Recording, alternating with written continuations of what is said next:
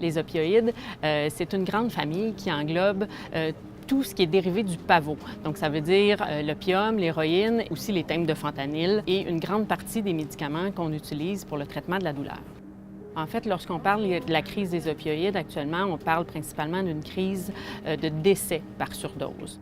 On a eu 3000 décès en 2016 et en 2017, c'était presque 4000 décès. Monsieur, madame, tout le monde, les personnes de tous horizons, de tous âges, malheureusement, peuvent être à risque de développer ce type de dépendance.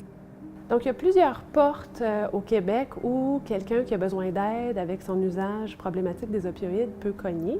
Disons qu'en général, au Québec, ce sont les centres de réadaptation en dépendance, qui sont des centres publics, c'est-à-dire gratuits. Donc, les deux principaux traitements pour la dépendance aux opioïdes, ce sont la méthadone et la buprénorphine naloxone. Ces deux molécules-là qui sont différentes, mais ont quand même des mécanismes d'action assez similaires. Le principal principe d'action, c'est qu'elles vont prendre la place de toutes les autres opioïdes que la personne pourrait consommer.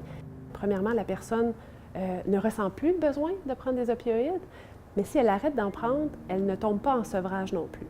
Mais le rôle du pharmacien dans tout le phénomène de la dépendance aux opioïdes est énorme parce que, premièrement, c'est souvent la première personne qui va se rendre compte qu'il se passe quelque chose avec les médicaments prescrits et qui va voir le patient se dégrader tranquillement. En début de traitement, comme je le disais, pour la grande majorité des patients, ils vont devoir se présenter tous les jours en pharmacie. Donc, imaginez le rôle du pharmacien.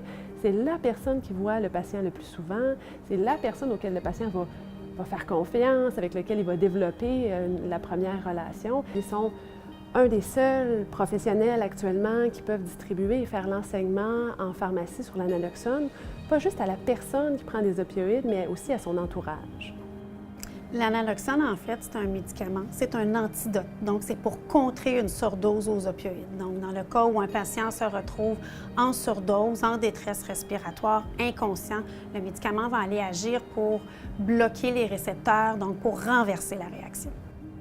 Le programme de la gratuité de la naloxone a été instauré en novembre 2017. Le but de ce programme-là, c'est de s'assurer que toute personne étant en territoire québécois puisse avoir accès à de la naloxone et ce, gratuitement. Ça fait partie de nos obligations professionnelles en tant que pharmacien de s'assurer que l'ordonnance est la bonne ordonnance pour le patient, que la dose est la dose appropriée.